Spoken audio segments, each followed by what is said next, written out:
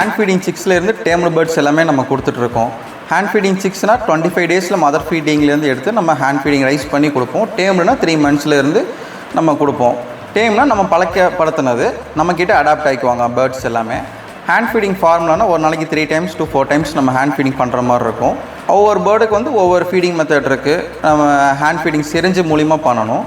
இப்போ கைக்குன்னு பார்த்துட்டிங்கன்னா அவங்களுக்கு ஒரு 20 ml இன்டேக் பண்ணுவாங்க. 3 times நம்ம கொடுக்குற மாதிரி இருக்கும். மக்காவுனா அவங்க ஒரு 80 to 100 ml குடிப்பாங்க. டேஸ் பொறுத்து மாறும். ஒவ்வொரு சைஸுக்கு ஒவ்வொரு ஃபீடிங் மெத்தட் வந்து எம்எல் மட்டும் மாறும். நம்ம ஸ்டார்டிங் இந்த ஃபீல்டுக்குள்ளே வர பார்த்தீங்கன்னா லவ் பேர்ட்ஸ் மூலிமா தான் பண்ணோம். லவ் பேர்ட்ஸ் அப்படியே கேஜ் பண்ணி இது பண்ண ஆரம்பித்தேன். அப்போ இந்த ஃபீல்டு வந்து ரொம்ப பிடிச்சி போனாலும் அப்படி இதிலே நம்ம எக்ஸாட்டிக் வந்து பண்ணலான்னு சொல்லிட்டு பேசிக் A to Z அப்படியே பொறுமையாக தான் வந்தேன் நான். ஒரே இதில் நம்ம எக்ஸாட்டிக் வர கிடையாது. லவ் பேர்ட்ஸில் இருந்து தான் இப்போ நம்ம மக்காவு காக்கட்டோஸ் முடி நம்ம பண்ணிகிட்ருக்கோம். இப்போது சன்கனூர்லேருந்து ஸ்டார்டிங் ஆகும். சன்கனூரில் ஒரு 2-3 வெரைட்டிஸ் இருக்கும். அடுத்து பார்த்தீங்கன்னா கிரே பேரட். கிரே பேரட்னா அதில் 2 வெரைட்டிஸ் இருக்காங்க. Grey parrot, Timneh grey parrot. இவங்க 2 சைஸ் இருப்பாங்க. இவங்க நல்லா டாக்கிங் பண்ணுவாங்க. இதுக்கு மேலே பெரிய பேர்ட்ஸ் வேணும் அப்படின்னா மினி மக்காவு இருப்பாங்க. அவங்களும் டாக்கிங் பண்ணுவாங்க. அடுத்து பார்த்தீங்கன்னா blue and gold macaw, scarlet macaw, red bellied macaw, இந்த மாதிரி நிறையா மக்காவ்ஸ் இருக்காங்க. இவங்க எல்லாமே பெரிய பேர்ட்ஸாக இருப்பாங்க, ரொம்ப பெருசாக இருப்பாங்க. இவங்க எல்லாமே டாக்கிங் பண்ணுவாங்க.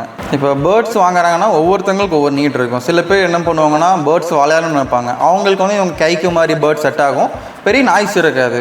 இப்போ மக்காவ்ஸ் கிரே பேரட் கேட்குறாங்க, எனக்கு பேசணும், மிமிக் பண்ணணும்னு நினைக்கிறவங்களுக்கு கிரே பேரட் சூஸ் பண்ணலாம். எனக்கு பேசணும், இன்னும் பெரிய பேர்ட்ஸாக இருக்கணுங்கிறவங்களுக்கு நம்ம மக்காவ் காக்கட்டோஸ் வந்து கொடுக்கலாம். கிளியராக பேசுவாங்க அவங்க எல்லாமே. அவங்க லைஃப் ஸ்பேனுன்னு பார்த்தீங்கன்னா ஜாஸ்தியாக இருக்கும். இப்போ பேர்ட்ஸு ட்ரைனிங் பார்த்தீங்கன்னா இன்டோர் அவுட்டோர் 2 ட்ரைனிங் இருக்குது. நம்ம இன்டோர்னால் வீட்டுக்குள்ளே மட்டும் நம்ம பேர்ட்ஸ் வந்து பறக்க வச்சு நம்ம பழக்கிக்கிறது. அவுட்டோர்னால் சின்னதுலேயே குட்டியிலேருந்து வெளியே காமிச்சு ஹார்னஸ் போட்டு நாங்கள் வெளியே கூட்டிகிட்டு போய் நாங்கள் பழக்கி இது பண்ணுவோம். பேர்ட்ஸ் இப்போ ஹேண்ட் ஃபீடிங் பண்ணுறோம் அப்படின்னா அதுக்குன்னு ஒரு கேஜஸ் இருக்குங்க. ஹேண்ட் ஃபீடிங் கேஜுன்னு இருக்குது. அந்த பேர்டு அந்த ஹேண்ட் ஃபீடிங் கேஜில் போட்டால் தான் கால் விரியாமல் இருக்கும். சில பேர்டு வந்து டக்குன்னு கால் விரிஞ்சிருங்க, கிரிப் இல்லாமல் இருந்துச்சு அப்படின்னா. அவங்க ஹேண்ட் ஃபீடிங் கேஜில் போடுறப்ப ஸ்ட்ரென்த்தாக இருக்கும் கால். 2 to 3 months இருக்கிற முடியும் நம்ம ஹேண்ட் ஃபீடிங் கேஜில் தான் வச்சுருப்போம். அது தானாக செல்ஃப் ஃபீடிங் ஆகிற முடியுமே அதில் தான் நாங்கள் வச்சுருப்போம் ஹேண்ட் ஃபீடிங் கேஜஸில். இப்போ பேர்ட்ஸ் வந்து வெளியே கூட்டு போனால் ஹேர்னஸ் போட்டு கூட்டு போய்க்கலாங்க. அது குட்டியிலேருந்து எடுத்து நம்ம ஹேர்னஸ் வந்து போட்டு பழக்கிட்டு அதுக்கப்புறமா வெளியே வந்து காமிக்கணுங்க. ஃபஸ்ட்டு மொட்டை மாடி கூட்டிகிட்டு போய் சரௌண்டிங் வந்து ஃபுல்லாக காமிக்கணும். திடீர்னு வீட்டுக்குள்ளே இருந்துட்டு வெளியே போய் பார்த்தாங்கன்னா பயந்துருவாங்க. அதனால் ஒவ்வொரு சரௌண்டிங் வந்து பார்த்து பழகிற மாதிரி சவுண்டு, கிளைமேட் இவங்கெல்லாம் ஃபஸ்ட்டு காமிச்சிடணும். காமிச்சிட்டு அதுக்கப்புறமா நம்ம ட்ராவலிங் வந்து ஹார்னஸ் போட்டு வெளியே கூட்டி போய்க்கலாம். இப்போ ஹேண்ட் ஃபீடிங்னா நம்ம பாயில் பண்ணக்கூடாதுங்க. ரெண்டையுமே ஒன்றா போட்டு கொதிக்க வச்சு கொடுக்கக்கூடாது. ஃபஸ்ட்டு தண்ணி எடுத்துக்கணும். சுடு தண்ணி எடுத்து அதுக்கப்புறமா மிக்ஸ் பண்ணி தான் நம்ம கொடுக்கணும். ரொம்ப ஹீட்டாக கொடுத்தீங்கன்னா இதோட க்ராப் பார்த்திங்கன்னா ரொம்ப மெலிசாக இருக்கும். க்ராப் ஓட்டை ஏறும். அதனால் மிதமான சூட்டில் தான் கொடுக்கணும். நம்ம குழந்தைங்களுக்கு எப்படி பார்த்து கொடுப்போமோ அதே மாதிரி தான். ரொம்ப ஆரியும் கொடுக்கக்கூடாது. ஆரி கொடுத்தோன்னா டைஜஸ்ட் ஆகாது. ஹேண்ட் ஃபீடிங்னு பார்த்திங்கன்னா நம்ம இந்த சிரஞ்சில் தான் கொடுப்போம். இது இம்போர்ட்டட் சிரஞ்சு. இதில் தான் நாங்கள் கொடுப்போம். மக்காவுக்குன்னா இதில் வந்து நம்ம 4 சிரஞ்சு கொடுக்கலாம். 80 ml கொடுக்கலாம் ஒரு டைமுக்கு. ஒரு நாளைக்கு வந்து 3 times நம்ம கொடுக்குற மாதிரி இருக்கும்.